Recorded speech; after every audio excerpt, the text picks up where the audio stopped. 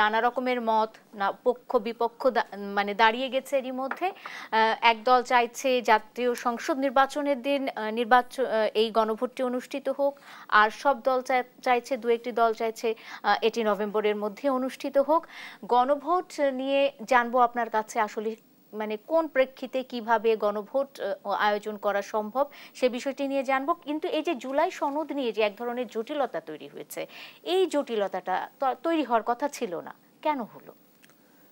না, কথাটা হচ্ছে যে জুলাই সনদ নিয়ে জটিলতা তৈরি হওয়ার কথা ছিল না, হয়েছে, এটা আমি এভাবে ভাবি না। আমি ভাবি এভাবে যে মানে 24-এর যে গণঅভ্যুত্থান হলো এর পরবর্তীতে যে এই গণঅভ্যুত্থানের যারা স্টেক হোল্ডার তাদের মধ্যেই তো এই ডিফারেন্সটা দেখা যাচ্ছে।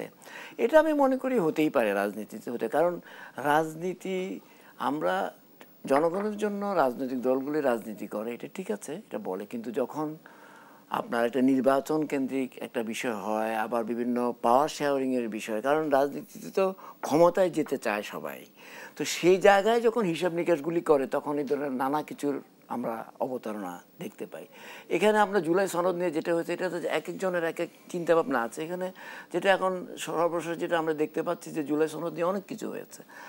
এখন এটা নিয়ে বিএনপির বক্তব্য আছে, এনসিপির বক্তব্য আছে, জামাতের বক্তব্য আছে। এবং এখানে যেটা হচ্ছে যে যেমন আপনি দেখেন জুলাই সনদের আইনি ভিত্তিটা যেটা এনসিপি খুব স্ট্রিক্ট করে, এটা তাদের তো এটা বলা এই জন্যই দরকার, কারণ তারা নিশ্চয়ই ভাবছে যে এটার যদি আইনি ভিত্তিটা তারা আগেভাগে আগাদাই না করতে পারে তাহলে এখন এমন এটা তাদের শঙ্কা, এটা নাও হতে পারে যে কখনো কি এমন কিছু আসবে যে যখন তাদেরকে বিচারের মুখোমুখি হতে হবে। তো কাজেই যে এই বিষয়টা তো আছেই, তো কারণ ন্যাচারালি তারা এটা চাইতেই পারে।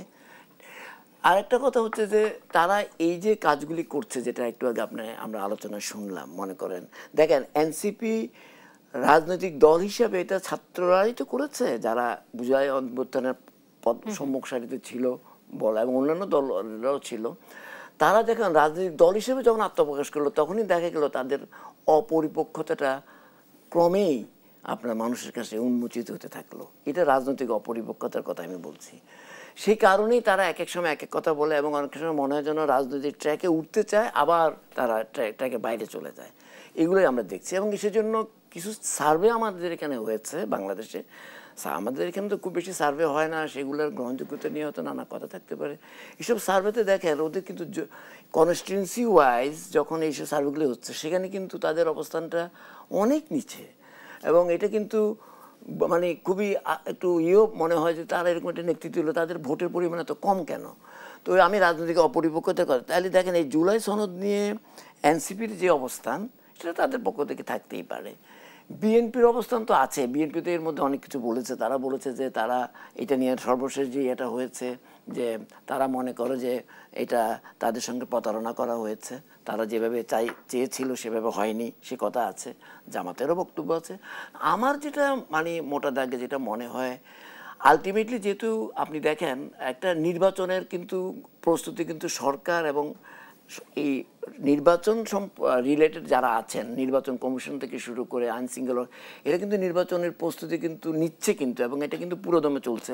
কালকে আপনি দেখেছেন যে 3 বাহিনীর প্রধান উপদেষ্টার সঙ্গে দেখা করেছে, সেখানে কোনো এই নির্বাচন সংক্রান্ত আলোচনা হয়েছে। এর আগে নির্বাচন কমিশন টিউনো যারা মাঠ পর্যায়ে কাজ করে ইউনোদের সঙ্গে কথা বলেছেন, সেখানেও নির্বাচন সংক্রান্ত কথা, পুলিশের সঙ্গে কথা হয়েছে, সেখানেও তাই হয়েছে। এরপরে সচিব পর্যায়ের যারা ঊর্ধ্বতন কর্মকর্তা আছেন তাদের সঙ্গে কথা হয়েছে। নির্বাচনী ট্র্যাকে বাংলাদেশ আছে, কিন্তু যখন জুলাই সনদ এবং জুলাই সনদ বাস্তবায়নের নিয়ে বিএনপি, জামাত এবং এনসিপির মুখোমুখি অবস্থান, তখন আবার অনেকে মনে করেন যে নির্বাচন হবে কি হবে না, এটা একটা শঙ্কা তৈরি হয়ে আছে। কিন্তু সেটাকে কিভাবে, আমার ধারণা নির্বাচনটা হবে এবং বাংলাদেশের মানুষ নির্বাচনটা চায়, এবং এই নির্বাচনকে কেউ যদি তাদের ব্যক্তিগত এজেন্ডা, ব্যক্তিগত তাদের দলীয় এজেন্ডা বা অন্য কোনো এজেন্ডা বানচাল করতে চায়, তাহলে তারা বাংলাদেশকে পিছিয়ে দেওয়ার পথেই হাঁটবেন বলে আমি মনে করি। তাহলে যে ফেসিবাদের বিরুদ্ধে তারা কথা বলছেন, তারা কিন্তু ফেসিবাদকেই মানে পক্ষেই এই কাজটা চলে যাবে, কারণ ফেসিবাদীরা চায় না যে নির্বাচনটা হোক, কারণ নির্বাচনটা না হলে তারা এটা বলতে পারে দেখেছেন তো এখন কিন্তু আমরা নাই, তারপরেও নির্বাচনটা কিন্তু হলো না। কিন্তু আমার কথাটা হচ্ছে যে তাহলে কি এই যে এই এখন তো হচ্ছে বিএনপি, জামাত এবং এনসিপির মধ্যে আরও ছোটোখাটো দলই আছে, তো তাদের কাজ হবে যে নির্বাচনটা সুষ্ঠুভাবে করা।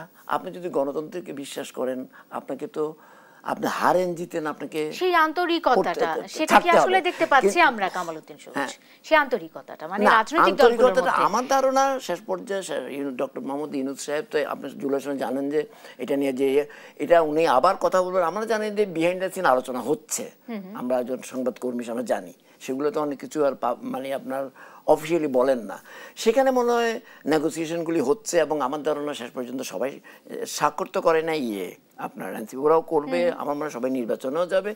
এনসিপির জিনিসটা হচ্ছে যে যেহেতু তারা আসলে পাওয়ার কন্টেন্ডার না এই মুহূর্তে, তারা চাইবে যে একই সময়, যেটা আমার সহালোচক বলছেন, কখনো বিএনপির পক্ষে বলে, কখনো জামাতের পক্ষে বলে, এগুলো আমার ধারণা তারা বার্গেন করছে আর কি, পাওয়ার বার্গেন করছে কোন জায়গায়, মানে হয়তো সিটের বার্গেন করছে বা কোথাও জোটে গেলে কিভাবে যাওয়া যায়, পাওয়ার শেয়ারিং, তার এটাই আমার কাছে মনে হয়। আর দ্বিতীয় কথা হচ্ছে সেইটা বলতে গেলে তো কখনো বিরোধিতা করতে হয়, তবে কতগুলি বিরোধিতা কাম্য না। যেমন শহীদ প্রেসিডেন্ট জিয়াউর রহমান সম্পর্কে সমালোচনা করার আগে আমার মনে অনেকবার ভাবা উচিত যে পয়েন্টে করছে সেই পয়েন্টগুলি কি লজিক্যালি দাঁড়া করানো তো ডিফিকাল্ট, তারা যেসব করছে এগুলো তো লজিক্যালি দাঁড়া করানো যায় না। তো কাজেই ঠিক আছে, রাজনীতিতে আলোচনা সমালোচনা তর্ক বিতর্ক থাকবে। নিয়ে এনসিপি যেহেতু একেবারেই আমার মনে হয় অল্প কয়েক মাস হয়েছে, 1 বছরও তো হয় না এখনো, তো ওরা রাজনৈতিক যে অপরিপক্কতার মানে ইয়েটা দিচ্ছে, আমার মনে হয় দে শুড রিথিঙ্ক, এবং তারা রাজনৈতিক, যদিও তাদের অনেক অভিজ্ঞতার অভাব আছে, যেটা বলা কথা হচ্ছে যে commission is better then commission, যেটা বললে অনেক তাদের ক্ষতি হবে, আমার তো মনে হয় তারা নিজেদের ক্ষতি করছে।